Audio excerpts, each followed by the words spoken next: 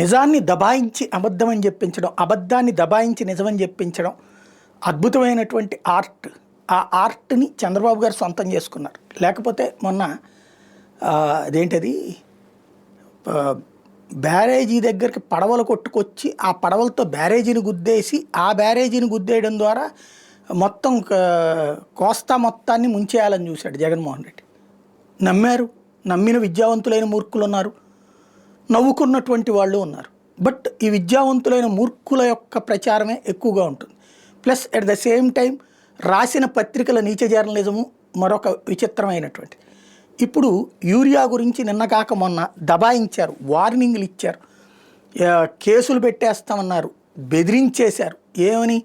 Fake రైతులను పెట్టి అరాచకం చేస్తున్నాను. ఇవాళ రాసింది వాళ్ళ తెలుగుదేశానికి ఆవిర్భావానికి మూలమైనటువంటి పత్రిక, తెలుగుదేశాన్ని పెంచి పోషించిన తల్లి లాంటి పత్రిక రాసినటువంటి వార్త ఇది.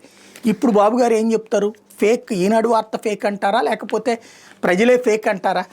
ఇందులో ముందే మళ్లించేశారు. జూన్ ఆఖరికి 32% యూరియా అమ్మేశారు. అప్పటి కేవలం పంటల సాగు 10% మాత్రమే. జూలైలో 12 జిల్లాల వర్షాభావ పరిస్థితులు ఉంటే పంటల సాగు కేవలం 43% ఉంటే యూరియా అమ్మకాలే 3.5 లక్షలకు చేరిపోయినాయి. అంటే ఖరీఫ్ కేటాయింపులో 56.27% ముందే వెళ్ళిపోయింది. ఇదంతా ఎక్కడికి వెళ్ళిపోయింది? ఎరువుల లెక్కలు పరిశీలిస్తే పంటల సాగు ముందే అంటే ఏప్రిల్ నుంచి జూలై మధ్య యూరియా పక్కదారి పట్టిందని స్పష్టం అవుతుంది. మిక్సింగ్ ప్లాంట్లు పారిశ్రామిక అవసరాల కోసం ముందే తరలించారని తెలుస్తుంది. తీరా రైతులకు అవసరమయ్యేసరికి నిల్వలు నిండుకున్నాయి, కొరత మొదలైంది. ఇదే సమయంలో కేంద్రం నుంచి సరఫరా తగ్గింది, రామగుండం ప్లాంట్ నుంచి సరఫరా నిలిచింది. వీటన్నిటి ఫలితంగా బస్తా యూరియా కోసం బారులు దేరి నిలబడాల్సి వస్తుంది. ఎరువుల విభాగంలో ఏళ్ల తరబడి చేరుకున్నటువంటి దుర్మార్గం అంటే మళ్ళీ దాన్ని వక్రీకరించే ప్రయత్నం చేస్తుంది. 10 ఏళ్ల నుంచి దర్జాగా ఎరువులు సకాలంలో అందినాయి, విత్తనాలు సకాలంలో అందినాయి, ఎవ్వడూ క్యూలో నుంచోలేదు. ఇప్పుడు క్యూలో నుంచున్నారు.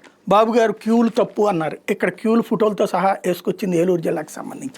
ఇప్పుడు ఎవరికి తప్పు అనాలి, ఎవరు ఫేక్ అనాలి, ఎవరు దొంగ మాటలు చెప్తున్నారు అనాలి, ఎవరు ప్రజల్ని తప్పుదోవ పట్టిస్తున్నారు అనాలా?